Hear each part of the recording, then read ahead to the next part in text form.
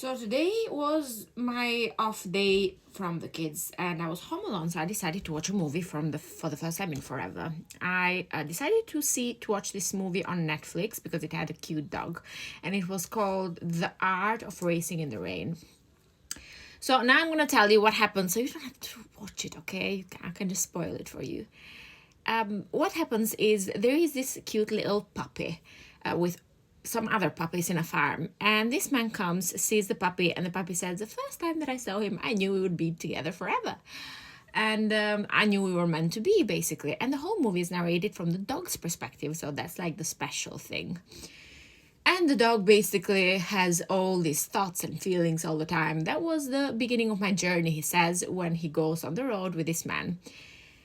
And they arrive home. When they go home for the first time, he sees telly. And when he sees telly, he sees this racing show and he loves it. He likes the racing show, and his owner loves racing shows. So they start to bond together over racing.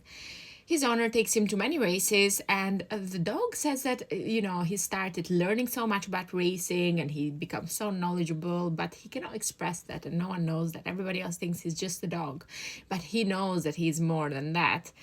And basically he likes his owner so much. He thinks he's the best racer in the world, and he thinks that one day he's going to become so big and he's going to be racing for the biggest races in the world, and he truly really believes in his owner.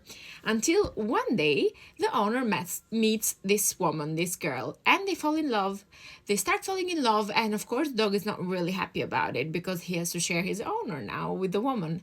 And he sees this new woman in his life, and his owner is paying a lot of attention to her, but he says nothing. He acts like the good dog that he is. He does everything he needs to do, and he still just wants to be with his owner, and he wants to go with his owner. However, after a while, they get married, they have a kid together, and when they have a kid, dog mostly stays at home protecting the little kid and the wife, while the owner just goes racing to try and get his big race, to try and get his big race, to try and win and go into the big leagues, basically, because that was his dream.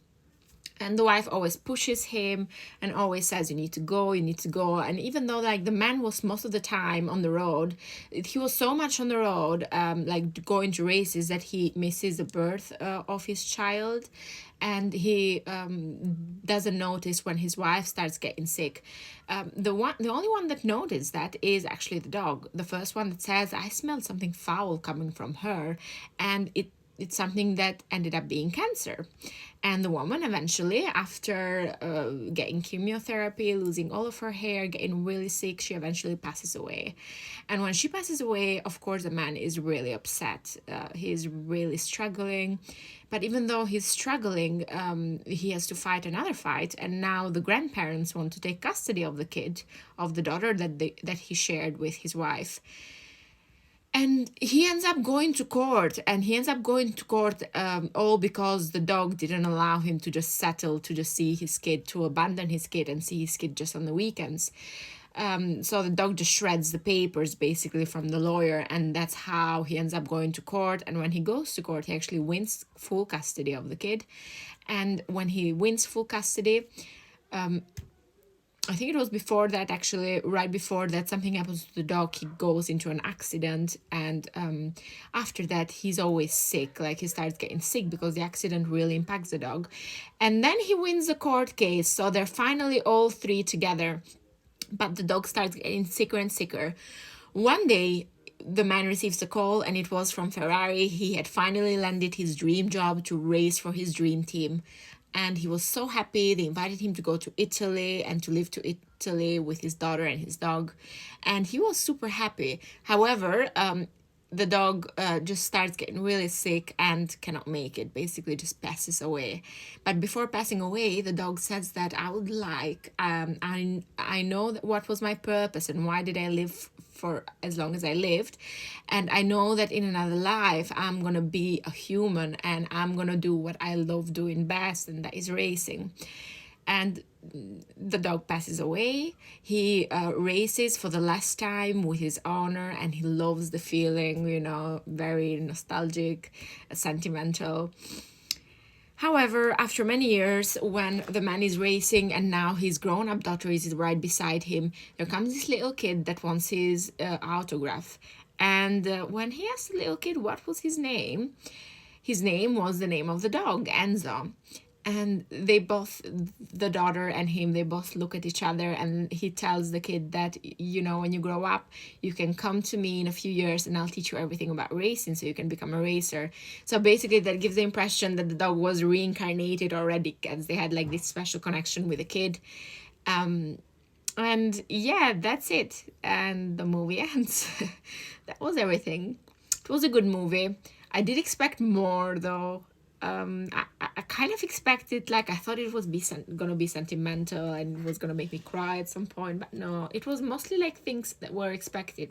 Like, for example, when he smelled the woman, he said, oh, I smelled, because it was all from the dog's perspective, I smelled something foul coming from her sinuses, from her ears, like something like rooting wood, I think he said.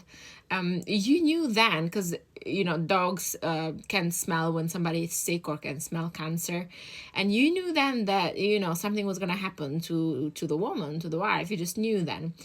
Or but he didn't do anything about it, like at least bark or stay upset, or like what dogs do give signs most of the time when they can smell that their owner is going through something, is sick.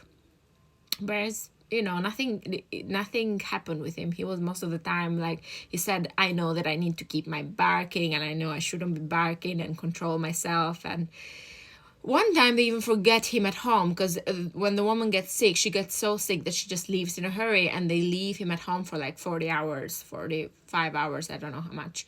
And basically he gets really hungry, and he just tries to survive drinking from the toilet and eating whatever there was leftovers, and he ends up destroying the little girl's room, like all of her plush toys. He just destroys them all.